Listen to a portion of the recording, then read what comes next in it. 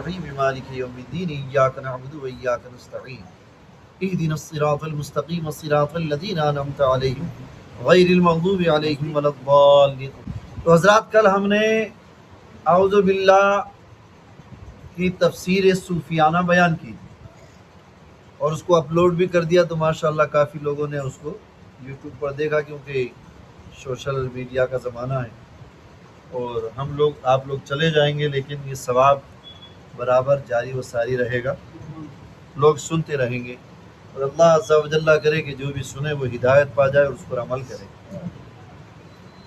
تو کل فرمایا گیا تھا کہ اہل معرفت فرماتے ہیں کہ یہ کلمہ طالبین تقرب کا وسیلہ اور خائفین کی مضبوط رسی ہے اور مجرمین کی مسرت گاہ ہے۔ تو اس تعلق سے ہم نے کل آپ کو بتایا تھا کہ اہل معرفت کیا ہیں، وہ طالبین کیا ہیں، اور یہ کون سا کلمہ یعنی اعوذ باللہ جو ہے یہ اللہ کے قریب ہونے کا ایک ذریعہ ہے، وسیلہ ہے، اور یہ ڈرنے والوں کے لیے ایک مضبوط رسی ہے، اور یہ مجرمین کے لیے ایک مسرت گاہ ہے جو جرم کیے ہوئے ہیں۔ اور مزید اس میں فرمایا سالکین کا مرجع اور محبین کی فرصت ہے، یعنی خالق کائنات کا فرمان جو کہ سورہ نحل میں ہے، فَإِذَا قَرَأْتَ الْقُرْآنَ فَاسْتَعِذْ بِاللَّهِ مِنَ الشَّيْطَانِ الرَّجِيمِ، یعنی پس جب تم قرآن پاک پڑھو تو اللہ عز و جل کی پناہ میں آ جاؤ، پناہ پکڑ لو، فَاسْتَعِذْ بِاللَّهِ، تو اللہ عز و جل کی پناہ میں آ جاؤ، ہاں یعنی تم اللہ تعالیٰ کی پناہ مانگو، کس سے؟ شیطان رجیم سے، کیونکہ شیطان کیا ہے؟ ان الشیطان لکم عدو فاتخذوہ عدوا، شیطان تمہارا دشمن ہے تو تم بھی اسے کھلا دشمن سمجھو، قرآن فرماتا ہے۔ اور ان الشیطان لکم عدو مبین، دوسری جگہ فرمایا کہ بے شک شیطان تمہارا کھلا ہوا دشمن ہے، اور یہ چیلنج کر کے آیا اللہ عز و جل کی بارگاہ سے کہ لاقعدن لہم صراطک المستقیم، کہ میں ان کے سیدھے راستے پر بیٹھ جاؤں گا، اور جس کی وجہ سے یعنی آدم کی وجہ سے میں نکلا ہوں، تو بنی آدم کے راستے پر بیٹھ جاؤں گا اور میں انہیں بھٹکاؤں گا، انہیں گمراہ کروں گا۔ یہ تو اس لیے شیطان رجیم سے اللہ تعالیٰ کی پناہ مانگو۔ مسئلہ تمام اہل اسلام کا اتفاق ہے کہ اعوذ باللہ من الشیطان الرجیم، یہ اعوذ باللہ شریف قرآن پاک کی تلاوت سے پہلے پڑھی جاتی ہے۔ سوال، نحویوں کا قانون ہے کہ جزا شرط کے بعد ہوتی ہے، اور آیت میں فاستعذ باللہ جزا ہے، تو چاہیے کہ تعوذ قرآن کی تلاوت کے بعد ہو۔ تعوذ جو ہے اعوذ باللہ کو کہتے ہیں تعوذ۔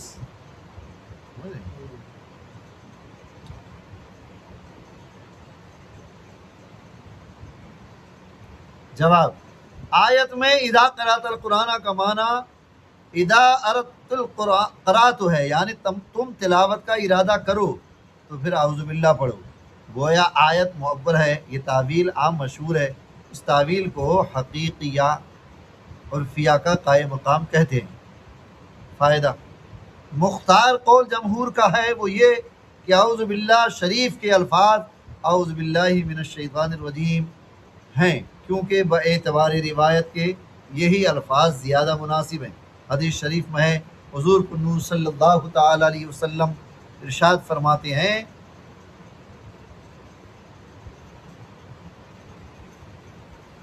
کہ مجھے جبریل علیہ السلام نے قلم اور لوح محفوظ سے اسی طرح نقل کر کے سنایا ہے۔ کیا نقل کر کے سنایا؟ کہ یہی اعوذ باللہ من الشیطان الرجیم لوح محفوظ پر یہی لکھا ہوا ہے، حضرت جبریل امین نے وحی کے ذریعے سے یہی بتایا ہے۔ اب یہاں ایک بات پیدا ہو جاتی ہے کہ کیا سرکار وحی کے ذریعے سے جاننے کے وحی کے ہی محتاج ہیں، وحی سے ہی جان سکتے ہیں؟ سرکار نے تاکیداً فرمایا کہ حضرت جبریل امین نے لا کر کے یہی دیا، بتایا کہ لوہے محفوظ پہ یہ لکھا ہوا ہے.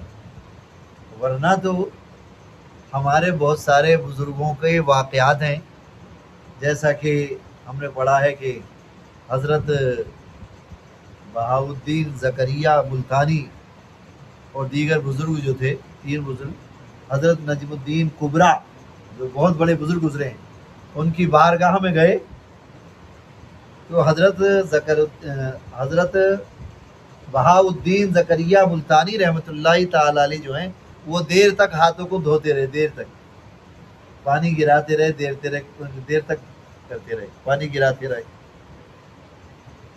تو ان کے ساتھی نے کہا کہ بھائی پانی فضول خرچ کرنا یہ تو جائز نہیں ہے. فضول خرچی کے لیے قرآن پاک میں سختی سے منع فرمایا گیا اور فرمایا ان المبذرین کانوا اخوان الشیاطین وکان الشیطان لربہ کفورا. ان المبذرین کانوا اخوان الشیاطین، کہ بے شک فضول خرچی کرنے والے شیطان کے بھائی ہیں. جی، فضول خرچی کرنے والے شیطان کے بھائی ہیں، اور شیطان اپنے رب کا بڑا ناشکرا ہے. تو تم پانی اتنا کیوں خرچ کر رہے تھے؟ تو وہ مرید ہونے کے لیے گئے تھے غالباً، اور یعنی ابھی مرید ہونے کے لیے گئے لیکن اس مقام و مرتبے پر ہیں.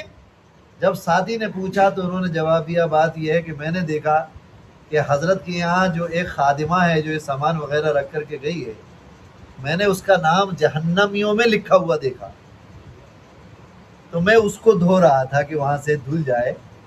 اللہ اکبر، وہاں سے دھل جائے اور جنتیوں میں آ جائے. تو کیا حضرت نجم الدین کبریٰ نے نہیں دیکھا ہوگا؟ ضرور دیکھا ہوگا، مگر یہ وہ انہوں نے شاید انہی کے لیے بچا رکھا ہو کہ ایسے ایسے وہ آنے والے ہیں. تو ابھی مرید بھی نہیں ہوئے ہیں لیکن اللہ تعالیٰ نے اتنا بڑا مقام و مرتبہ دے دیا انہیں کہ وہ دیکھ بھی رہے ہیں لوہے محفوظ پہ. اور تصرف کا یہ عالم ہے کہ وہ ہاتھ نہیں دھو رہے ہیں بلکہ اس نام کو جہنمیوں کی لسٹ سے دھو رہے ہیں. کہہ دو سبحان اللہ. ایسے ہی اورنگزیب عالمگیر کا یا کسی اور کا واقعہ یہاں کا جامع مسجد کا، کہ حافظ صاحب نے جو پڑھا تو پیچھے سے انہوں نے جواب دیا کہ یہ نہیں، یہ ہے. ایک بزرگ پیچھے تھے کوئی مست قلندر، انہوں نے پیچھے سے لقمہ دیا، اب انہوں نے نہیں لیا، انہوں نے پھر بتایا، پھر نہیں لیا، تو یہاں تک کہ نماز کے بعد بحث ہو گئی. حافظ صاحب بولے کہ یہی ہے قرآن میں، بولے یہ نہیں ہے. اب انہوں نے قرآن لا کے دکھایا تو وہ لکھنے والے کی غلطی سے واقعی وہی تھا جو پڑھ رہے تھے حافظ صاحب، تھا تو وہی، لیکن جو بزرگ تھے انہوں نے کہا میں اس کو نہیں مانتا کہ یہ جو لکھا ہوا درست ہے. بولے ماننا پڑے گا آپ کو. بولے نہیں، کاتب کی غلطی ہو سکتی ہے. بولے نہیں ہو سکتی. کیسے؟ کہا کیسے نہیں ہو سکتی؟ آنکھ بند کیجئے، دیکھیے، جو میں دیکھ رہا ہوں وہ دیکھیے، لوح محفوظ پہ وہ لکھا ہوا ہے جو میں بتا رہا ہوں. اب بتائیے کہ جب اس امت کے ولیوں کا یہ عالم ہے، اس امت کے ولیوں کا یہ عالم ہے، کہاں سے کہاں تک دیکھ لیتے ہیں اور دکھا دیتے ہیں، تو پھر نبی کا عالم کیا ہوگا؟ سبحان اللہ سبحان اللہ. میرے آقا صلی اللہ تعالی علیہ وسلم کا عالم کیا ہوگا؟ ان کے علم غیب کا عالم کیا ہوگا؟ سبحان اللہ. اللہ کی نبی صلی اللہ تعالی علیہ وسلم ہر امتی کو اس کے باپ کے نام کے ساتھ جانتے ہیں قیامت تک جو بھی پیدا ہوگا. جی انشاءاللہ آگے تفسیر میں آئے گا. وَيَكُونَ الرَّسُولُ عَلَيْكُمْ شَهِيدًا. جب دوسرے پارے کی یہ دوسری آیت کی تفسیر آئے گی تو اس میں آپ سماعت فرمائیں گے. تو اگرچہ با اعتبار روایت اور معمول بھی فاستعیذ باللہ کے مطابق استعیذ باللہ من الشیطان الرجیم ہے. سب سے پہلے جو چیز جبرائیل علیہ السلام حضور اکرم صلی اللہ علیہ وسلم کی حضور لائے وہ یہی تعوذ اور بسم اللہ شریف اور آیت اقرا بسم ربک ہے. سبحان اللہ. سب سے پہلے اعوذ باللہ جو غار حرا میں آیت نازل ہوئی، سورت نازل ہوئی اقرا، تو سب سے پہلے جبرائیل امین نے جو وحی لے کر کے آئے، سب سے پہلی وحی تو اعوذ باللہ من الشیطان الرجیم، بسم اللہ الرحمن الرحیم، اقرأ بسم ربک الذی خلق، یہ نازل ہے۔ سبحان اللہ۔ اعوذ بمانے التجا، یعنی میں پناہ چاہتا ہوں، بمانے یعنی استجیرو، امان چاہتا ہوں، بمانے استعینو یعنی میں اللہ تعالیٰ تجھ سے مدد چاہتا ہوں، امان چاہتا ہوں، تجھ سے مدد چاہتا ہوں، سمجھ رہے ہیں؟ استغیثو یعنی مدد چاہتا ہوں، اور عوذ عیاذ لوز لیاز اور صوم صیام کی طرح یہ مصدر ہے۔ تعوذ پڑھنے والے کا قول اعوذ باللہ ایک قسم کی خبر ہے، دراصل وہ اللہ تعالیٰ سے اس کے فضل کا سوال کر رہا ہے، گویا کہہ رہا ہے اعذنی یا رب، اے میرے رب مجھے پناہ دے دے، ایک طرح سے التجا کر رہا ہے کہ اللہ عز و جل مجھے پناہ دے دے، اپنی پناہ میں لے لے۔ اور انشاء سے خبر کی طرف عدول کرنے میں غابل بالوقوع یعنی اچھی فعل کے واقع ہونے کا فائدہ حاصل ہوا، گویا پناہ مانگنا واقع ہو گیا، اور یہ اسی کی خبر دے رہا ہے۔ ایک نقطہ اور بیان کر رہے ہیں اور بات ختم کر رہے ہیں۔ تفسیر کبیر میں ہے کہ اللہ تعالیٰ اور اس کے بندے کے مابین ایک وعدہ ہے جس کو اللہ تعالیٰ نے وَأَوْفُوا بِعَهْدِي أُوفِ بِعَهْدِكُمْ، تم میرا وعدہ پورا کرو تو میں تمہارا وعدہ پورا کروں گا، ایک وعدہ ہے۔ اوفو بعہدی جو بنی اسرائیل سے کہا گیا تھا، 5ویں پارے میں یہ آئے گا، ابھی پہلے 5ویں رکوع میں پہلے پارے کے آئے گا، اوفو بعہدی اوفی بعہدکم، کہ تم اپنا وعدہ پورا کرو، میں اپنا وعدہ پورا کروں گا، تم بھی اپنا وعدہ پورا کرو۔ اس میں بیان فرمایا ہے تفسیر کبیر میں، پس گویا بندہ کہتا ہے اے میرے اللہ، میں باوجود نقص بشریت کے عبودیت، اپنا وعدہ عبودیت پورا کر رہا ہوں، اگرچہ نقص بشریت میرے اندر ہے، لیکن اس کے باوجود اپنا وعدہ عبودیت پورا کر رہا ہوں، اعوذ باللہ یا استغفر اللہ کا ورد کر رہا ہوں۔ پس اے کریم، آپ کے شایان شان ہے کہ اپنے عہد ربوبیت کو پورا فرمائیو اور مجھے اپنی پناہ میں لے لے، یعنی اللہ عز و جل، میں بشر، وہ کہا گیا نا الانسان مرکب من الخطاء والنسیان، عربی کا مقولہ ایک کہاوت ہے کہ انسان جو ہے وہ غلطی، بھول اور غلطی سے مل کر بنا ہوا ہے۔ تو کہنے کا مقصد یہ ہے، تفسیر کبیر میں فرمایا کہ گویا بندہ یہ کہہ رہا ہے کہ اللہ تعالیٰ میں بھول سے اور غلطی سے مل کے بنا ہوں، یعنی نقص بشریت میرے اندر ہے،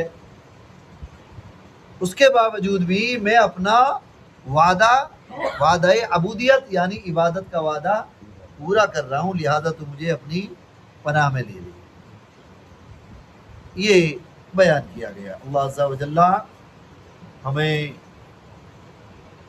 پروردگار اعوذ باللہ کی برکتوں سے برکتیں عطا فرمائے اور اپنی پناہ میں رکھے، شیطانی رجیم سے بچائے، نفس و شیطان کے پھندوں سے بچائے، دنیا کے مکر و فریب سے بچائے۔ اللہم صلی اللہ علیہ وسلم۔